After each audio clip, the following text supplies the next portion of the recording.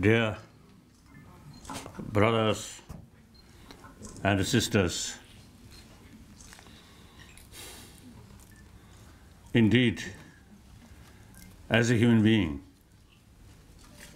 and also one old human being, because of age, there are sometimes more problems. So such person, you invited to talk with doctors, nurses. So indeed, great honor. Now getting older, you see, quite often meeting with doctors and nurses. So your job is very, very important for, firstly, you see, sick people, there are also old people. So indeed, I am very happy, great honor. Then, as you introduced, while you introduced me, you already mentioned. Firstly, my first, I said, basically, I always emphasize we are the same human being.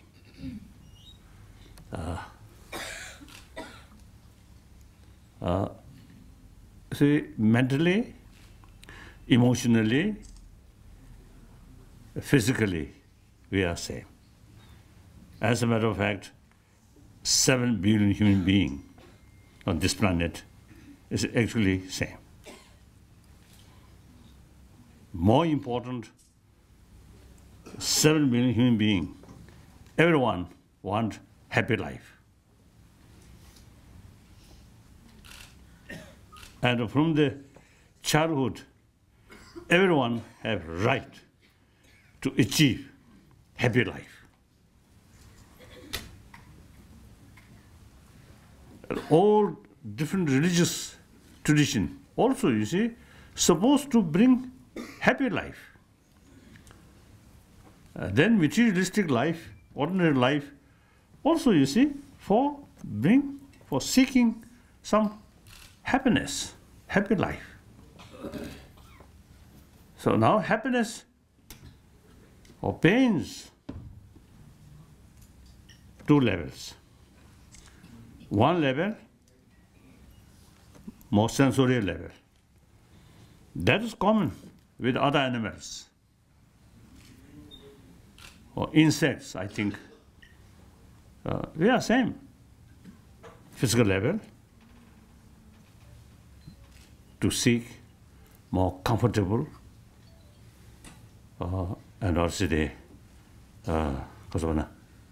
healthy body, like that.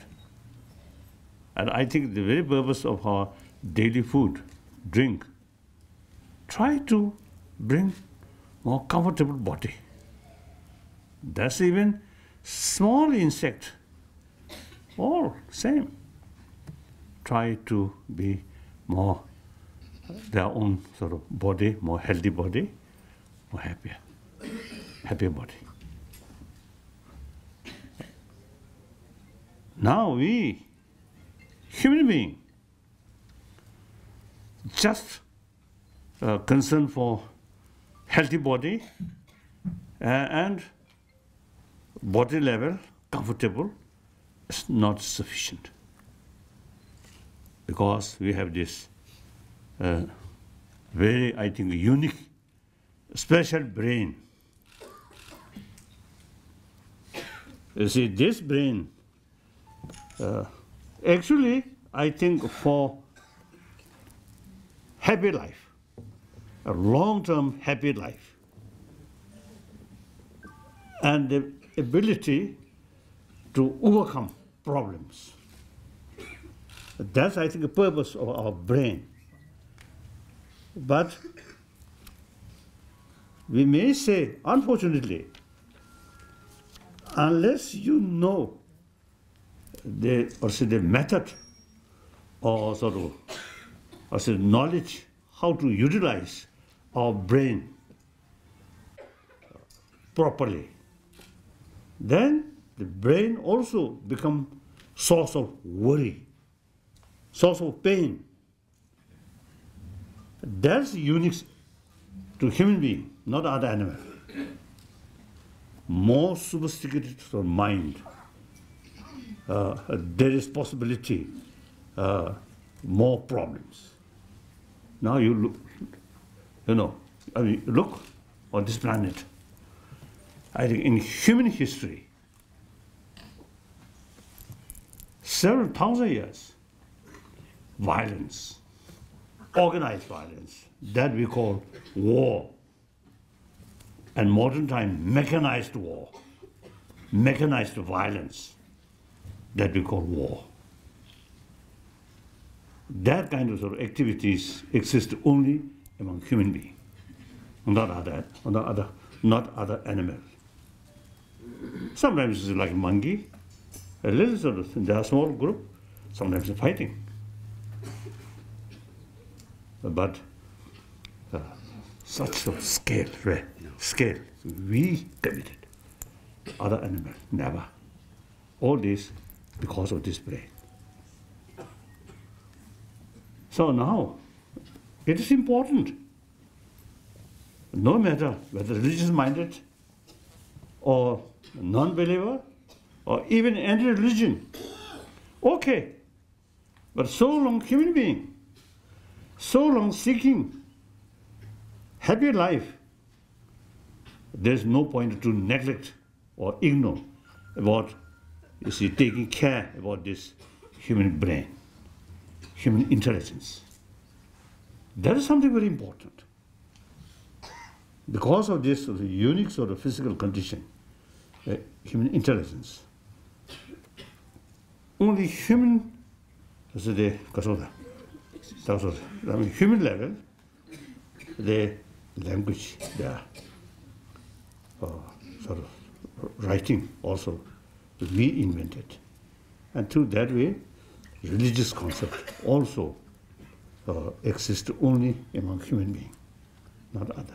These supposed to try to tackle our mind more calm, more peaceful. So mental level more happy, like that. So therefore, not only myself, many of my friends, a number of brain specialists or psychologists, number of scientists, and also medical scientists, and then sociologists, also including educationists. Now time passes, more and more people now realize, oh, it is not sufficient, just take care of a healthy body, but also, we must take care about healthy mind. Irrespective of whether, as I mentioned earlier, whether believer or non-believer. So now there, without religion, simply on the human level, now we need a way to educate people, make clear inner value is the key factor for happy life. Happy life does not mean no longer any problem. No, problem remain. I think human population increasing, I think because of your work. People's life stop longer. So you made some contribution, significant contribution for human explosion of population.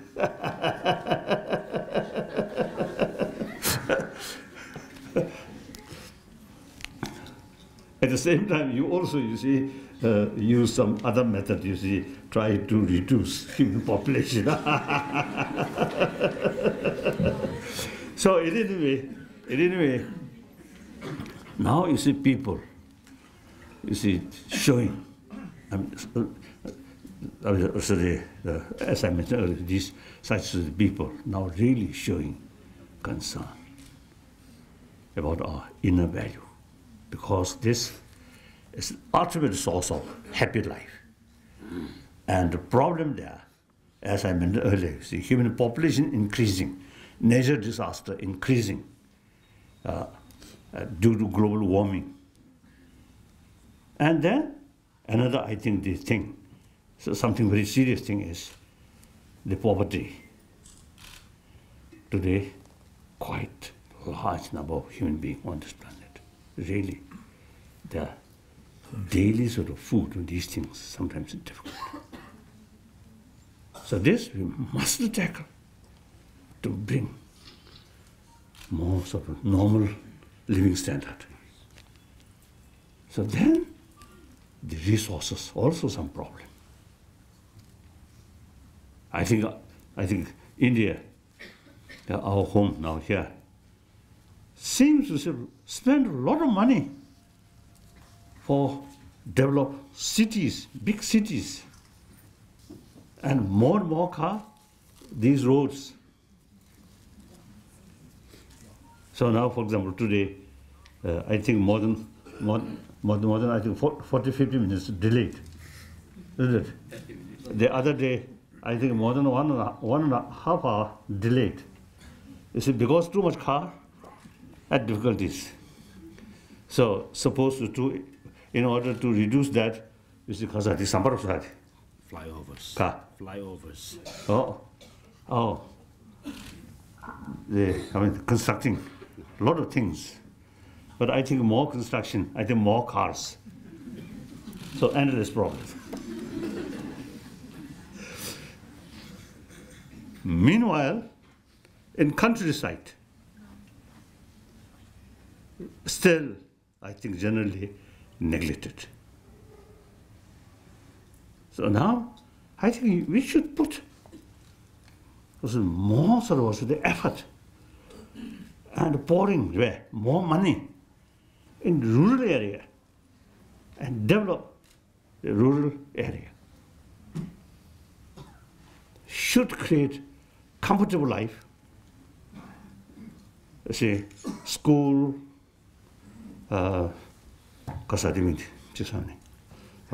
hospitals, and also some, I think, like cinema, these is the normal, or say the facility for because of rest. So these, I think, should develop in rural area. So now here, my point is, say, problem if not increase, but problem remain. Then, because of this marvelous human intelligence, we have the way to achieve, in spite of some problems, you can maintain peace of mind.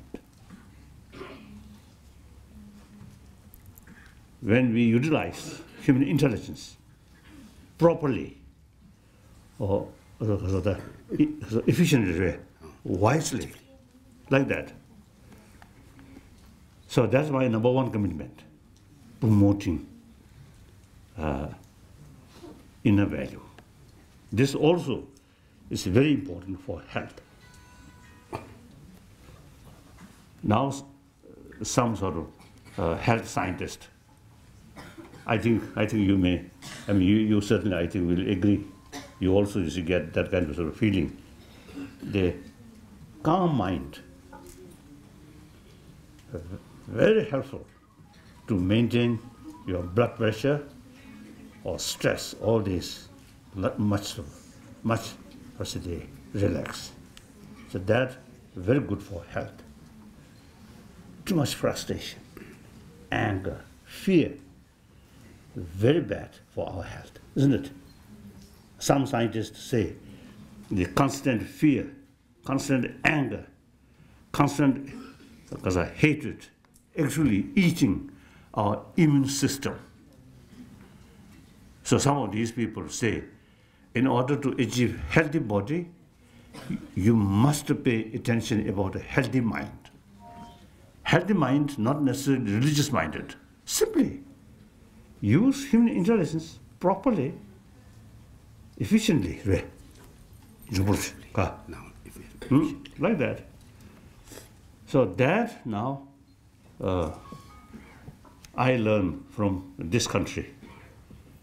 1,000-year-old your tradition, secular way of thinking. According to Indian understanding, secularism means respect all religions and also respect a non-believer. In the West, some my friend, when I use the word secularism, they a little bit showing reservation. So they understand secular means a little bit disrespect to religion. But in India, no, secular respect. Your own constitution itself is based on secularism.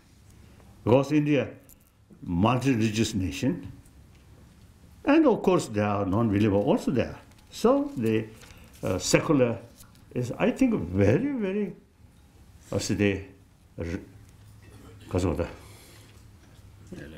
relevant. Not only one ancient Indian sort of concept, but also it's very, very relevant to today's world. So I always say, try, make a little contribution, promoting inner value through secular way. Many scientists joining, and educationists, mainly in America.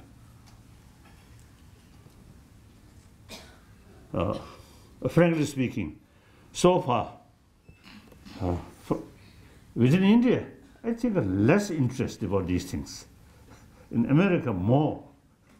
Now traditionally, you have very, very rich sort of, these sort of concept, 1,000-year-old. And then India's sort of psychology, ancient psychology, highly developed.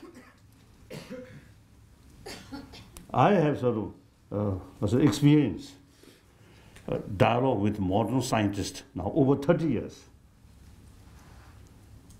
Then it becomes very clear.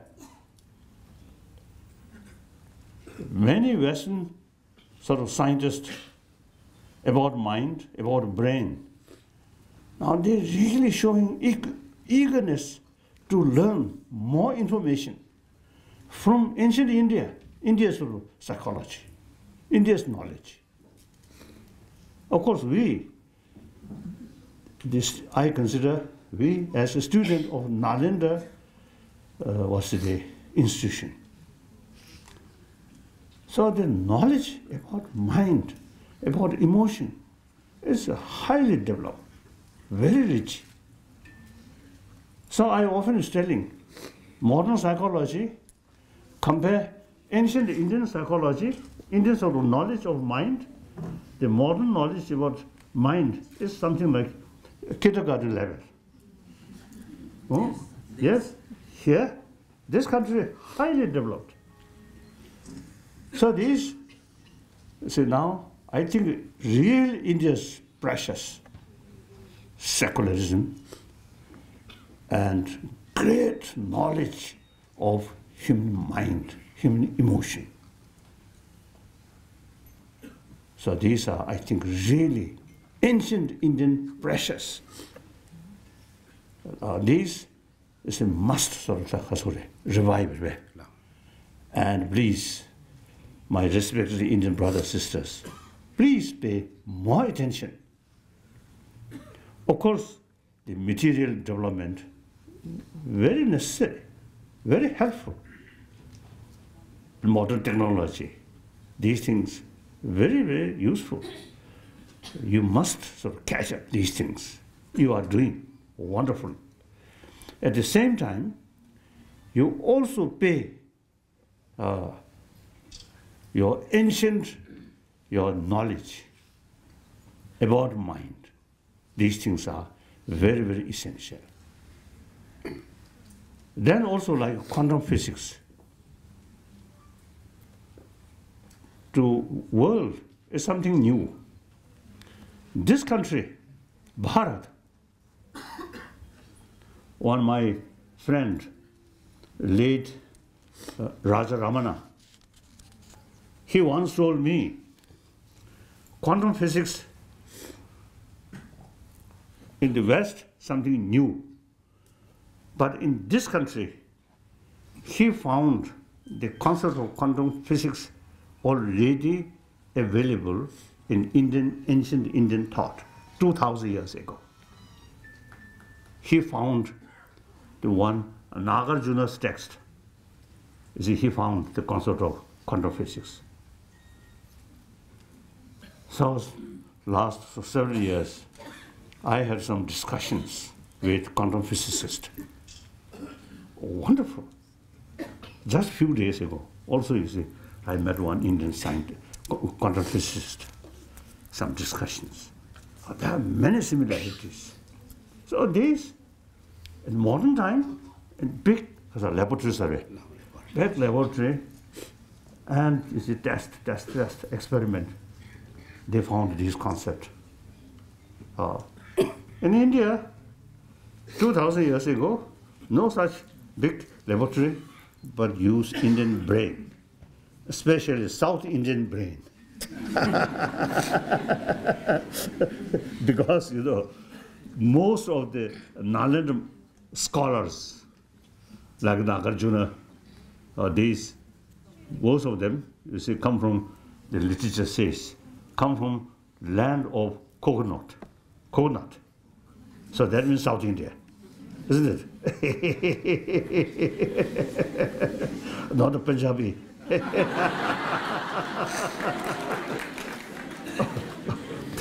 Oh, Canada, Himachal, right?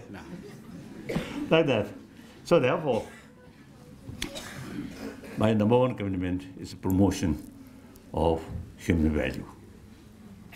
The method, Indian way, Indian tradition, secular. And then these very sort of highly developed knowledge about mind or emotion. So this is number one commitment. Second, again India. This country, beside homegrown different religious tradition, all major world, from outside world, you see, settled here. Mutual respect. Occasionally some problems, that are understandable. All Indians are not Buddha, not Bodhisattva. Some mischievous Indian must be there.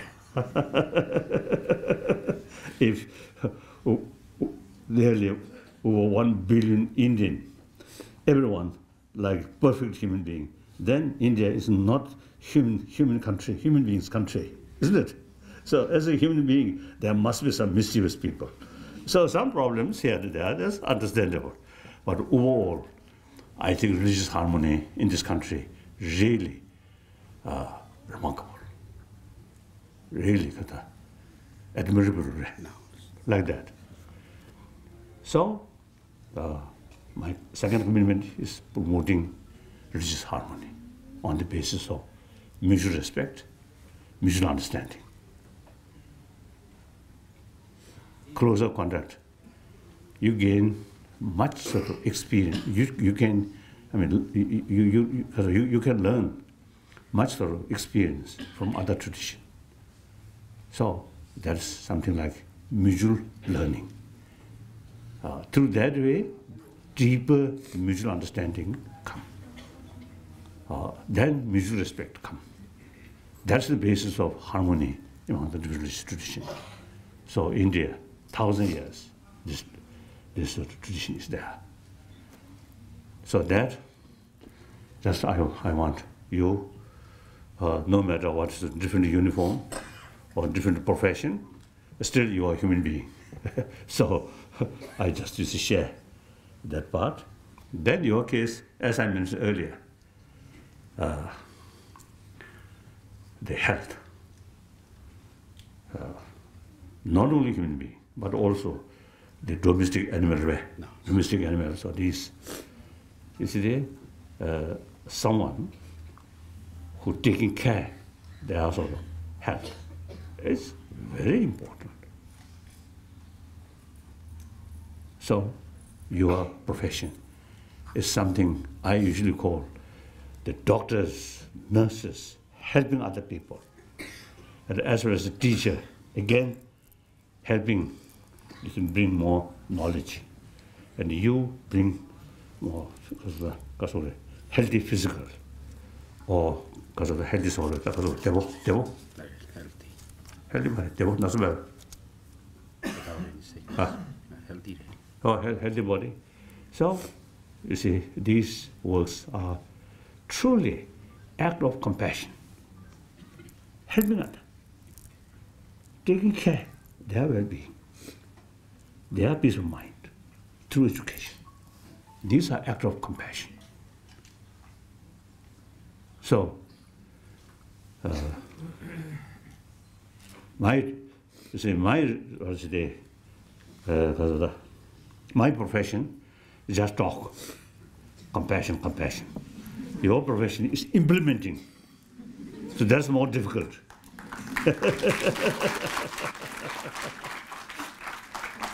So really, I appreciate your professions, your sort of dedication, well-being of other, mainly physical health.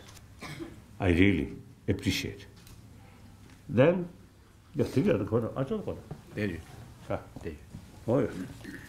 so then, in Tibet, usually, you see, we have saying, or such physicians say, as far as their knowledge and experience is concerned, excellent. But their medicine, not very sort of, effective or some, is effective because the doctor here not very warm-hearted. Heart is not that much as good. So his or her medicine not very effective. Then such doctor or physician, of course Tibetan physician, his or her knowledge not that much sort of excellent. Excellence is way. No, excellent. Excellent. But medicine, very helpful because his or her heart is very warm-hearted. So I think there are some truth, I think. So at least, you see, I am also one patient in China, 1954, 55. In China also, you see, some sort of, check, some Chinese doctors. And then now, in India, the Indian doctor. And then some foreign countries also, you see, occasionally some check, some doctors. So you see, when they met, when I met is a doctor or nurses, showing human feeling and showing genuine sense of concern or more affectionate face, I feel very happy. No matter seriousness, your physical condition, I feel very happy. I'm sure these people take care maximum, so they will do best way. Sometimes some doctors, in China also, I noticed this, some doctors, you see, their knowledge very good, but they never show smile. Treated patient like some kind of machine. Then sometimes there's a feeling, oh, they may carry some experiment on my body. So you see, doctors and nurses, you see, real sort of sense of concern on their patients' well-being. That's very important. An atmosphere itself, you see, change. As it become full affection. I think for recovering illness, I think that kind of atmosphere is, I think, very important, isn't it? A patient on comfortable bed, but some kind of anxiety, I think, very bad for recovering, isn't it? Like that. I'm not doctor, but I feel like that, so I want to share with you. Then another problem I learned is as a result of questions, meeting with people, different sort of professions, including doctors, nurses. You see, often you see, their question is, you see, the particular sort of surgery. You see, the daily basis surgery, these things, then eventually the person, the doctor or nurses themselves, you see, too much sort of frustrations. The sense of concern of their well-being, sometimes you see, overwhelms already. No. Overwhelmed. You see, their own sort of mental stability or mental sort of peace. Then here, I think you need more, more wisdom to look more holistic and long-term into. Oh, sorry. Okay. Fortunately, not open, so they're okay. No problem.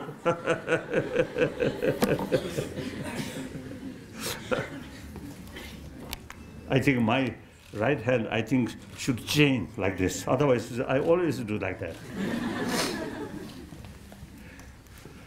So that, you see, one center there was sort of advice. There's one, I think, 8th century's Nalendra master, great philosopher and great practitioner. He mentioned, when you face some problems, then think about the problem or tragedy. If there is a way to overcome that, then no need worry, no need frustration.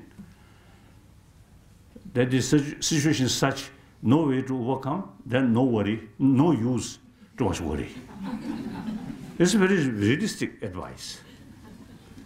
So, firstly, it is your profession. And secondly, you are saving others' life. You are sort of reducing their pains. It's wonderful.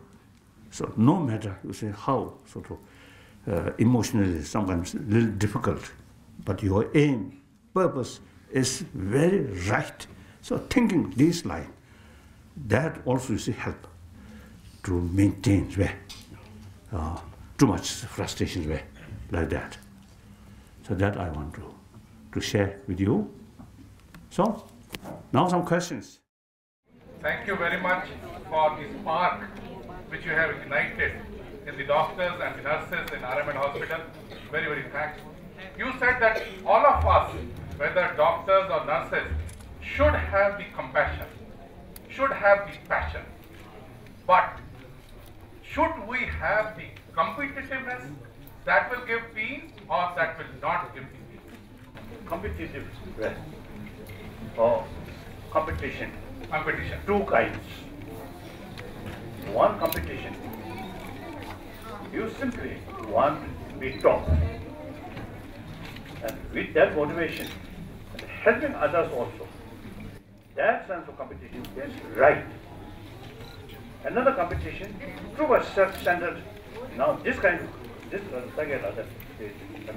competition, you want to be top and also to help others. That competition is not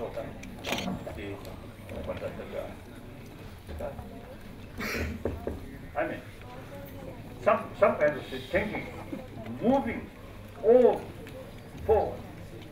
Okay. That sense of competition is right. That sense of competition, again, related with sense of concern of others' well-being. Another competition related with too much self-centered attitude. You want to be top, other not. So create some hindrance to others or more advanced. So that kind of competition is negative. Clear? as just I mentioned, you see, the mind, emotion, is a vast subject. There are, I think, several hundred different thoughts, different emotions. So these emotions, we can't say this emotion is right or this emotion is bad. You can't say. Because, you see, each emotion related with other emotion. So we have to judge the whole sort of, on the basis of whole picture, holistic. Otherwise, just pick one, or good or bad, you can't say. Clear? Thank you. Now, for example, I think usually I telling, you see, the feeling of strong self. Here, one positive, one negative. Positive means in order to help other, even the willingness to sacrifice your difficulties, such sort of, so the determined compassion, very much combined with the sense of strong self. I can do, I should do that. So that's positive. Then another sense of strong self, bully other, cheating other, or worst, killing other. That kind of strong self, right? Sense of strong self is negative, like that. So these we should judge according to the holistic picture, right? Like that. Excuse me. Next question. Sir, Yes. is science and spirituality complement each other or they contradict each other? Now, I'm Buddhist, as I mentioned earlier, student of Nalanda tradition.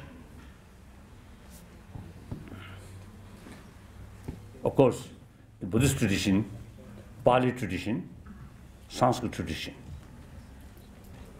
Pali tradition, more or less relying on Buddha's word. The Nalanda tradition, according to Buddha's advice, that is, Buddha stated, "O my follower, bhikshus and scholars should not accept my teaching out of faith,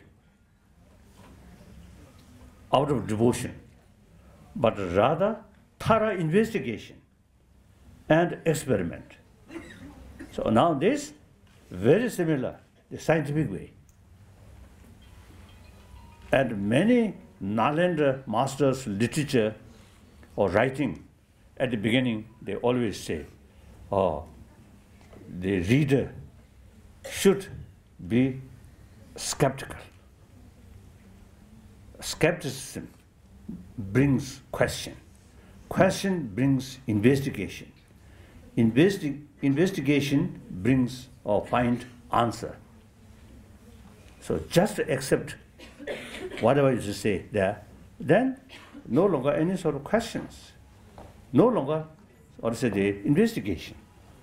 So therefore, the Nalanda tradition, you see, I think totally against, may I use the word blind faith.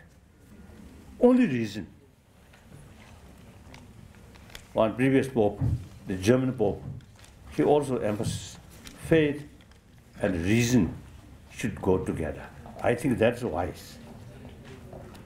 So of course, in the religious field, for example, you see, concept of creator, of God, is beyond reason, difficult. The Buddhism, like Jainism, and also one part of Sankhyaism, no concept of creator, but rather self-creation. Ultimately, it's a mind, it's the creator. So therefore, a lot of explanation about mind and how to tackle our mind. So that I usually call science of mind, not Buddhist religion, simply science of mind. So therefore, Nalanda tradition, with, I mean, not accept by faith, but investigate, experiment, then become something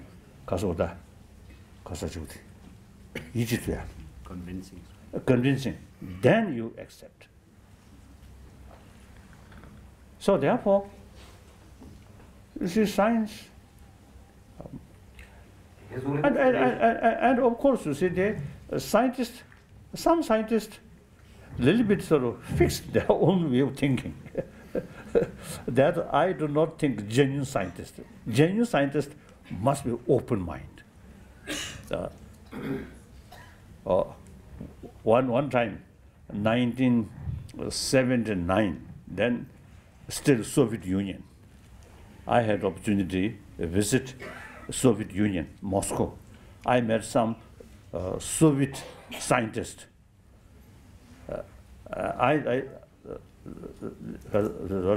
While we are sort of casual talk, I mentioned 5 senses of organs, and then mental 6, and I think three of them, 3 or 4 of them, they immediately reject.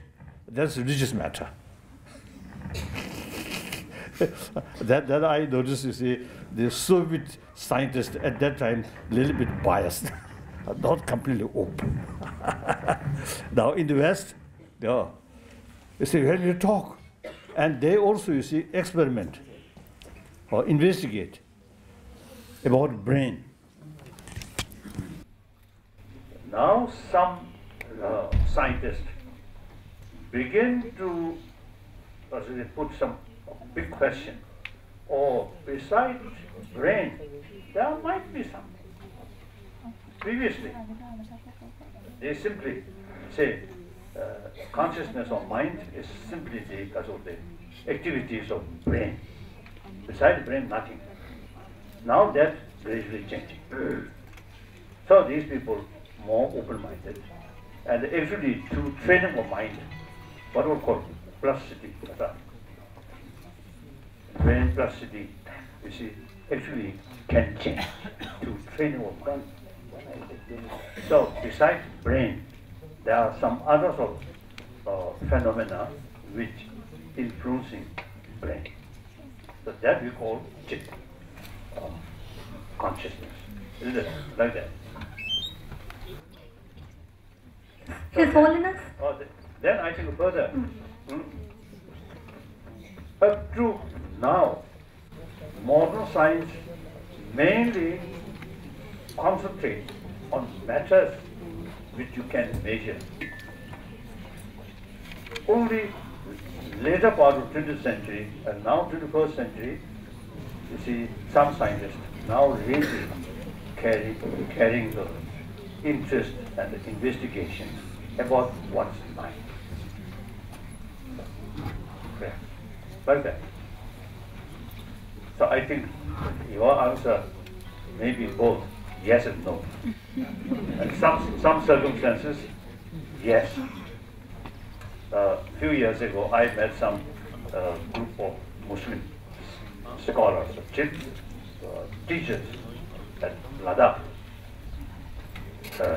I think few Muslim countries in Arab. So one Muslim, which is scholar, has asked me exactly the same sort of question. Science and faith, that it can go together or not. Like that. Okay. His Holiness, I have a question. As a doctor, how do we heal ourselves? We are in the healing profession, but so often we ourselves need that healing. How do we do it?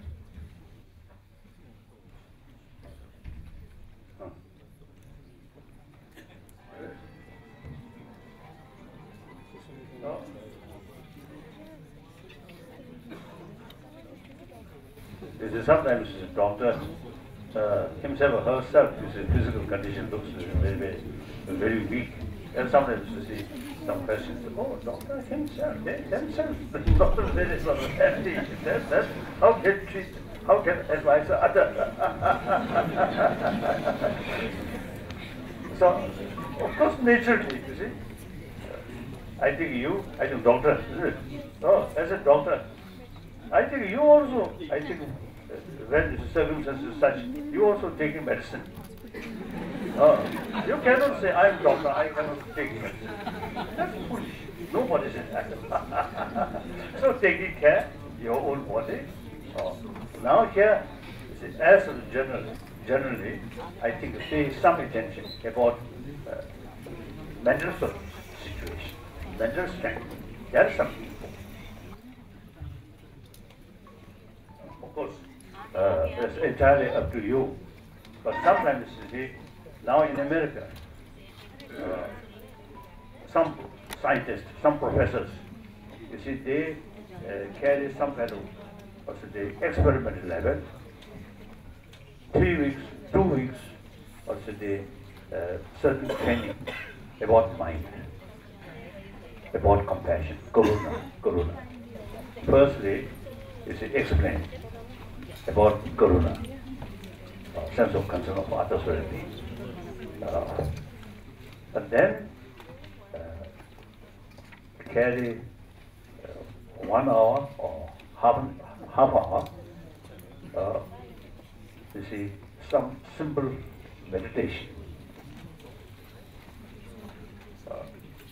Before 3 weeks program start, they check blood pressure, amount of stress, and some other. After 3 weeks training, again check blood pressure reduce, and then stress also much reduced. As a result, individual person becomes much more relaxed, much more happier. And then also the one time in Delhi, the one sort of the officer, I think introduced some short sort of period meditation. And then also I was told that some people, you see, went to prison and give some kind of simple sort of meditation. They say the result is very good.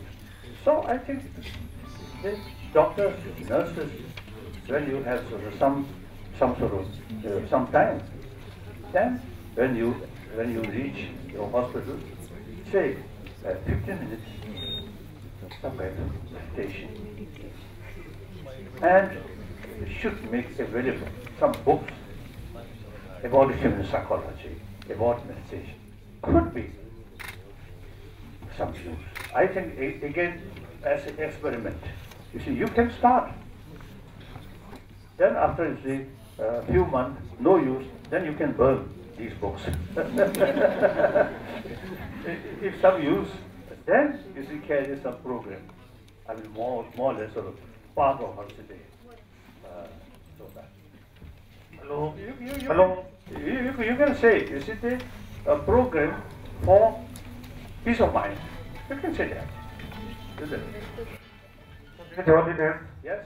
you have said, if you don't have a solution for the problem, you need not to worry about that problem.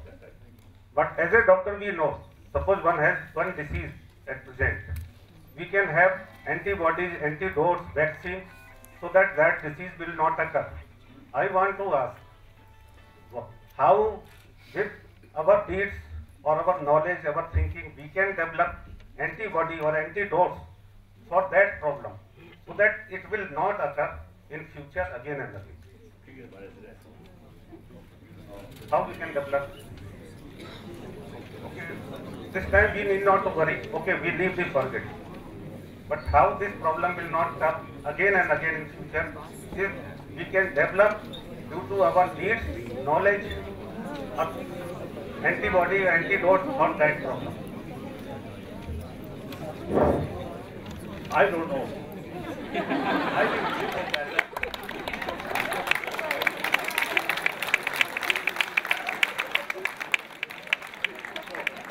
There's a explanation, you see, combined with these sort of method or technique, and then you also, you see, combine your own profession thing, then you should investigate more. Should not analyze quickly. With patience, more duration experiment. I think that's better. His Holiness, there are a lot of questions here. There are a lot of questions here waiting for you. Okay. The first question is, His Holiness, you talked about peaceful mind, but mind cannot be peaceful by its very nature. Then how to attain peace with mind? The very nature of mind has a not peaceful way. No, I don't agree. They are asking you to answer how to attain peace with mind. No, nature of mind is not peaceful. Yeah. That I don't think. I don't mind, but mind cannot be peaceful by its very nature. Then how to attain peace with mind? I think even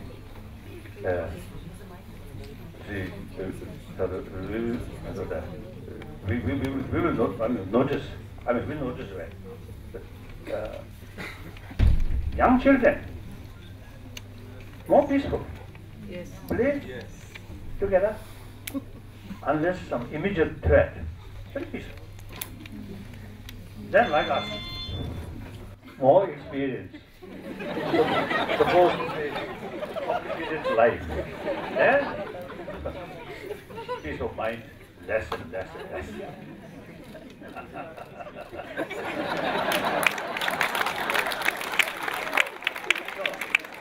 So we have plenty of time to observe these things. So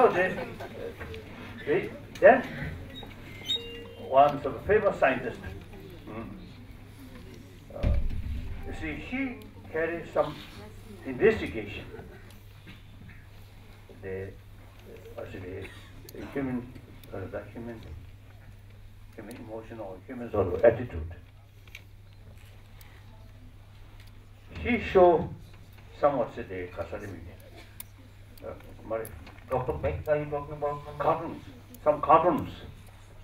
You see, one cartoon, you see, shows two children play together, very happily, affectionately. One cartoon, harming each other, create obstacle to others. So children,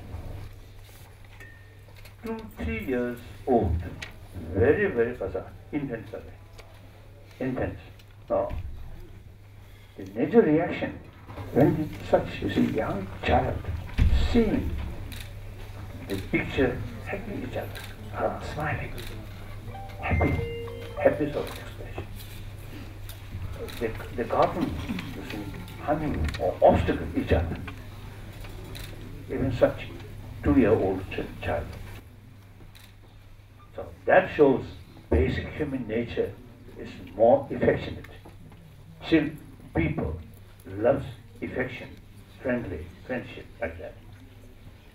So it is, I think, another sort, as I briefly mentioned, constant anger, very sort of negative effect for our health, because our health very much related with peace of mind, compassionate mind. We grown up, as soon as we born, again some medical scientists, they say mother's physical touch, the child, is a very, very crucial factor for proper enlarging of brain. Apart from mother, it's very harmful for their physical growth, they say. So, this shows basic human nature is more compassionate. Because we are social animals. So, biologically, we equip that. Biologically, we need that. So, when we grown up, then we feel, oh, materials are more important than this inner value.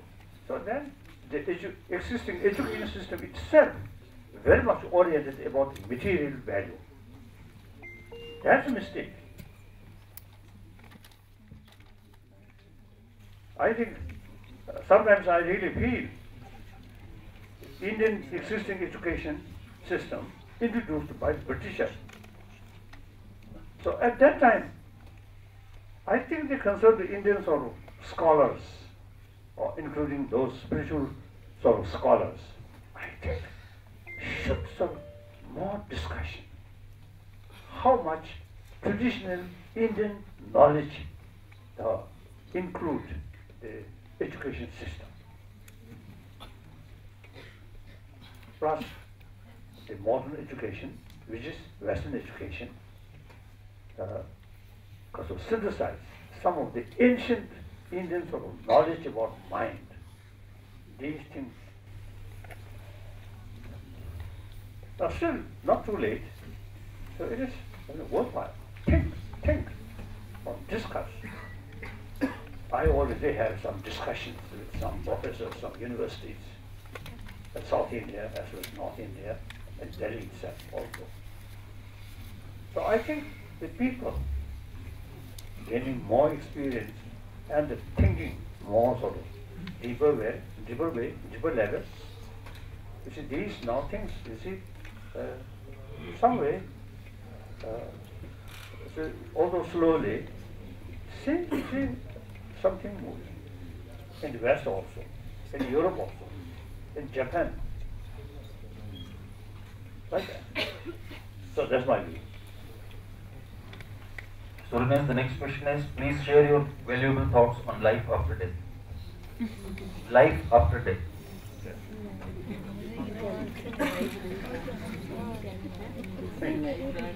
Life after death. Life after death.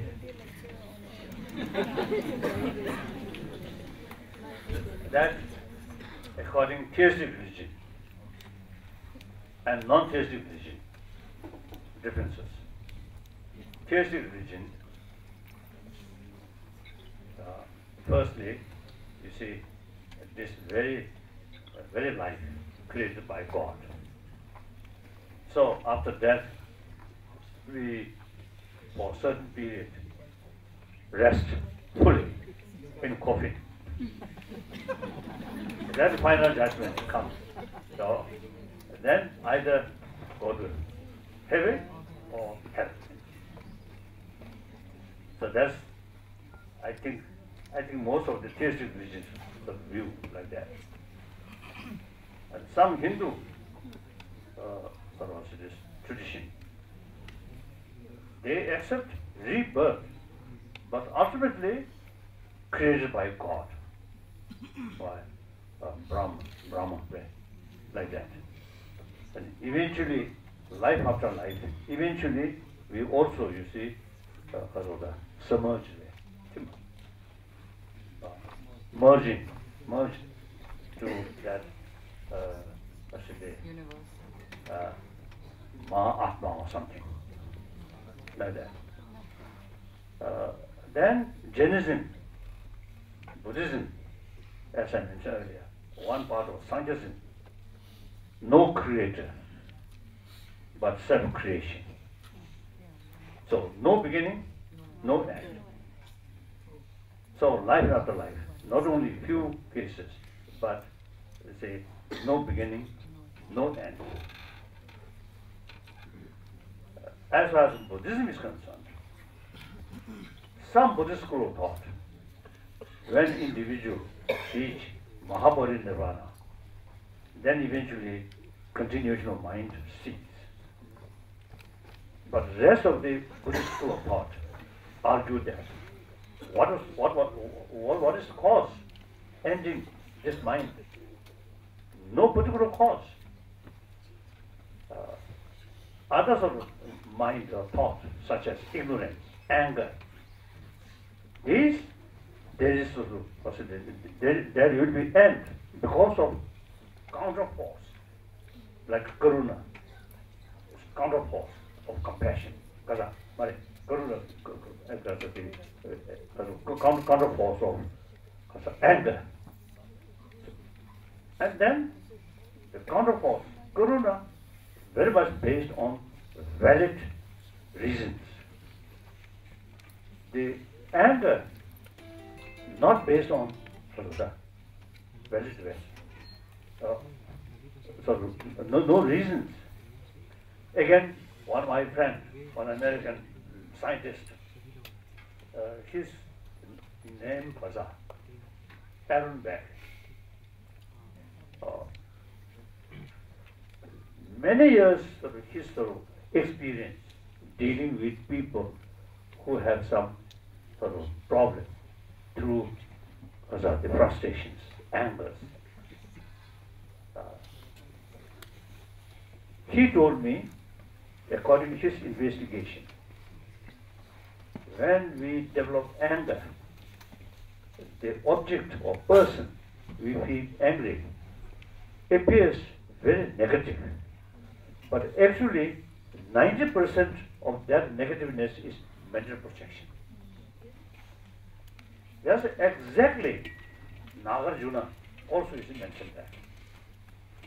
So all these destructive emotions, such as anger and too much attachment, and also too much self-centered attitudes, these are not based on reality, but based on superficial appearances. That is something absolute, something independent. The reality, like Cotton is saying, nothing objectively exists. That's exactly Nagarjuna philosophy is like that. So, the destructive emotion based on false concept.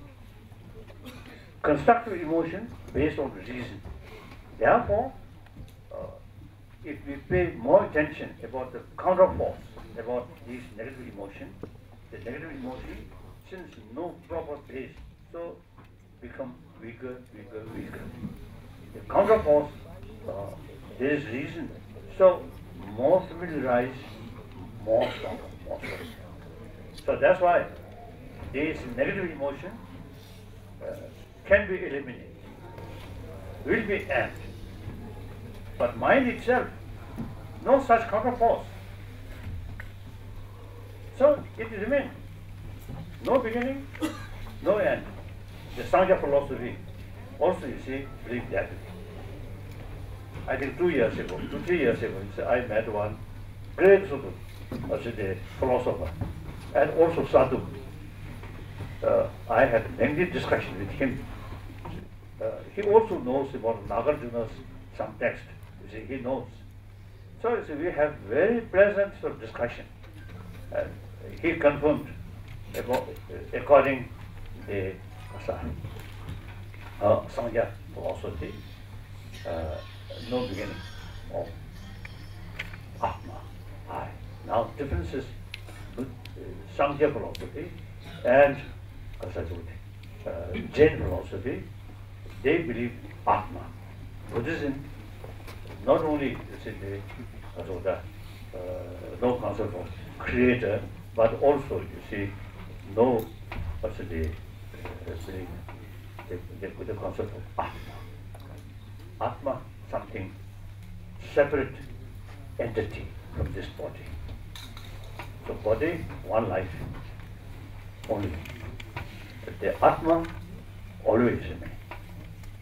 So from earth, so from previous life, this life, next life, Atma goes. So Buddhists reject that. The self just decimated on the combination of body and mind. No separate, independent entity. So that's the meaning of Atma and Anatma. These are but, and you need a lot of thinking, a lot of investigation. Otherwise, it's not easy. One my friend from Bihar, he eventually became a Buddhist monk. He received ordination from me. And on one occasion, he professor, I think Bihar, one university professor. So one day we discussed about concept of Atma and Anatma. When I mentioned Anatma, she actually was shivering there. shaking. And I told him, no, don't worry that. Anatma does not mean no self. Self is there. Nobody can deny. Myself, yourself, self is there. I is there. But when we say anatma means some certain sort of self, which independence, permanent, unchanging, that kind of self do not accept. So, therefore, Buddhist concept, anatma, not just denying existence of self. Like that. Next question? Too long.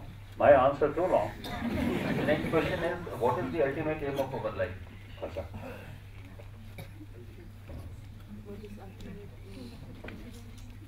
As I mentioned earlier, I believe happy life. I have some reason. Our life very much depends on hope. Once we completely lost hope, then that very mental attitude shorten our life. The worst case, even if it's suicide, also possible. So our life much depends on hope. Future, no guarantee. In spite of some problem, hoping, some good thing, some good days may happen. So our life depends on hope. So then, hope means something good. So that, and then also we briefly already mentioned, patient, hope, fresh, recover much faster, and demoralized, very harmful. So like that. Then perhaps I'm among celibate one. I may say that the one purpose of our life is sex. It is to say, biologically, reproduction. Without sex, then human being disappear. Look, even tiny insect. Oh, they are very busy, sex. for reproduction, like that. So it goes like that. Holiness, I have one question, that our whole world is divided at present in spite of the modern gadgets and development. Our world is otherwise becoming very small. It can be one country. What is inhibiting is multiplicity of religions. You have talked about secularism. There is one another extreme and is banning all the religions. But I feel that the brains are dominating the world and they are exploiting politics and religion both simultaneously. So what is your opinion? What should be our future? We should be one country, one religion or no religion, and that will give us happiness, which I feel. Yes, I always say, believe and also expressing. Now we need, according to today's reality, we need sense of oneness of 7 billion human beings. National boundary, religious boundary, these are secondary. So long you prefer national boundary, okay. And religious boundary, okay. But fundamentally, we are same human being, as I mentioned earlier. I think a lot of problems which we are facing, many of them, major of these problems are our own creation, based on secondary level of differences, including religious faith. If we go fundamental level, we are same human beings, then no basis quarrel. You are human being, we are human beings, we both want peaceful life, happy life. So we see too much of emphasis, secondary level of differences. And the global sort of economy also is a unified whole world. And global sort of warming, these also now unify whole world. So I think we should consider humanity as a one big human family. And then religions, I think over 1,000 years, different religions, you see, today developed. And it's still, millions of people get benefit from their own different religious tradition. So it will remain. The important is pluralism. As I think one mentioned, you say, several truth, several religions. That concept is relevant. Just one truth, one religion. You see, that individual level, relevant, good. But humanity level, unrealistic. There are already over 1,000 years different religious traditions. Already there are. No religious sort of group eliminate rest of the religious. So we have to live together. So we should respect. So more realistic attitude, then these different religious traditions will remain and better remain. Important is concept of several truth, several religion, and the respect for it. And through education, it can be. There can be school of thoughts. What is the need of religion? There can be school of thoughts, different school of thoughts in the humanity. Where is the need of religion? About heaven. About heaven. Anything about the creation, about the heaven, about our goals of life. There can be different school of thought. But where is the need of religion? There can be one religion, humanity. That's impossible. For humanity, I think next few centuries, different religions will remain. No matter we shouting one religion, religion will remain. So we must be realistic. So thank you.